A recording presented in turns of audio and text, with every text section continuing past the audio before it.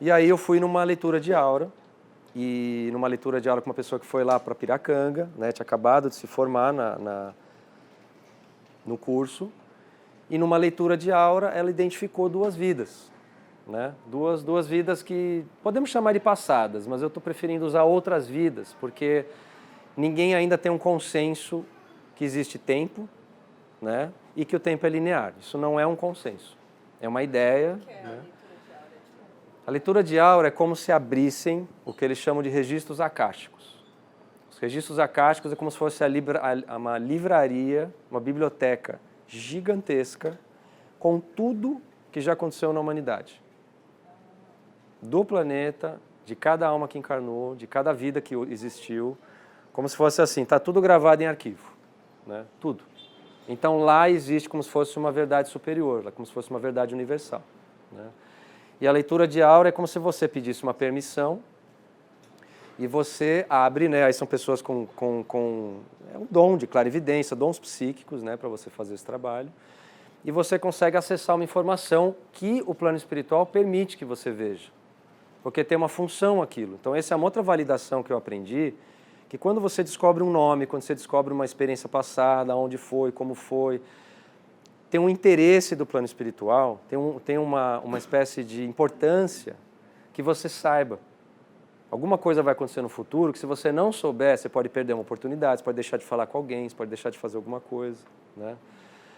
E aí veio uma informação de um sacerdote antigo, num Egito muito antigo, que era aí eu vou entrar um pouquinho, né, Lu, no trabalho que a gente tem feito junto de mentoring, né?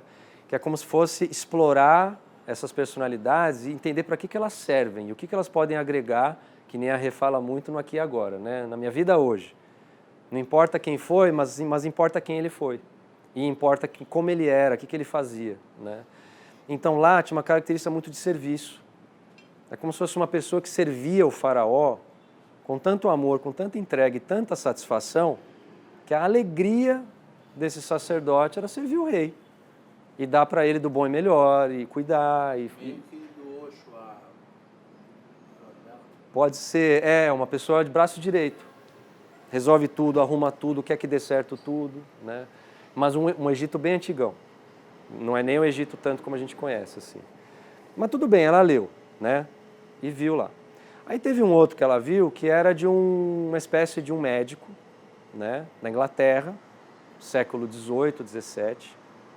Não é tão 100% preciso e dificilmente vai vir um nome. Mas ela viu e falou o que ele fazia. Olha, eu estou vendo ele atendendo um monte de gente, parecem pessoas muito simples, e ele olha essas pessoas rapidinho, como se ele fosse dar um remédio, uma prescrição, e eu vejo uma grande satisfação no que ele faz, né? Como se fosse uma missão mesmo, olha, eu estou aqui para isso, eu gosto de fazer isso. Então apareceu essa informação, né? E aí, a primeira validação que eu consegui ter foi de identificar esse personagem, esse fractal que já existiu em outro tempo, né? E ele tem traços, ou ele tem características que eu vejo que fazem parte de quem eu sou hoje. É como se fosse assim, tem partes minhas inconscientes, ocultas, que ele ajudou a construir, ele ajudou a formar e ele já fez. Então, primeira coisa, às vezes a gente quer buscar alguma coisa nova e a gente quer tentar tudo. E a busca espiritual, às vezes, ela é desgastante, ela é exaustiva, né? Às vezes você quer viajar o mundo inteiro buscando um lugar sagrado. De repente, aquele lugar sagrado, você cansou de ir. E você viveu como um monge lá por 20 anos, né? Você quer o quê? Matar saudade? Pode até ser. Você quer fazer alguma ativação, alguma lembrança? Pode até ser. Mas o saber do porquê que essa influência existe, eu percebi que é muito importante para mim. É como se me guiasse, assim, né? Segunda coisa, ele tem umas características que às vezes eu já me vi agindo como se eu fosse ele. E aí não é o mensageiro da boa nova, não é o cara da religião, não é. É como se ele fosse um cara que circula meio na alta roda. E que não é meu personagem nessa vida, né? Não é o meu convívio. Mas para ele é como se fosse o ambiente dele, é o normal. E às vezes ele, como se fosse assim, essa presença, essa força, essa sabedoria, ele vê coisas e ele age naquele momento com muita naturalidade, com muita facilidade, né? E eu no personagem estaria dizendo, não, eu não posso falar isso, não posso fazer isso, não é o meu lugar, né? E de repente naquela presença que eu já senti, a dele, é muito fácil, é muito tranquilo e me empodera, né? Então lembra aquele cara introvertido, meio apagado, meio com medo de falar, medo de aparecer e tudo mais? De repente, como se fosse, olha, está na hora de vocês se conhecerem. Está na hora de vocês saberem que vocês estão trabalhando junto, sabe lá quanto tempo. Então esse vocês, né, vamos lembrar lá a ideia do 12 primeiro, né? Esse vocês é como se fosse assim, a alma, que ainda está no plano sutil como eu superior, como se ele fosse o grande regente dessa orquestração de encarnes e de vidas, ele tem até 12 fragmentos, extensões dele para encarnar. E é ele, ou ela, né? Porque aqui a gente ainda tem praticamente o masculino e o feminino ainda está unido.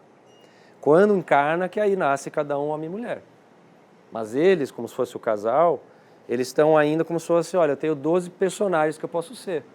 Eu posso ser rei nessa vida, eu posso ser o bobo da corte nessa vida, eu posso ser o inocente naquela, eu posso depois vir na outra, em vez de rei como um escravo, para ver o que é estar do lado do súdito em vez do lado de quem manda, né, aquele que obedece.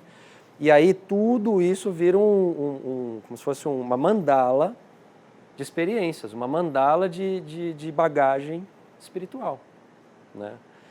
E o que eu comecei a entender, e aí começaram a vir outras vidas depois, começaram a vir outras revelações, né?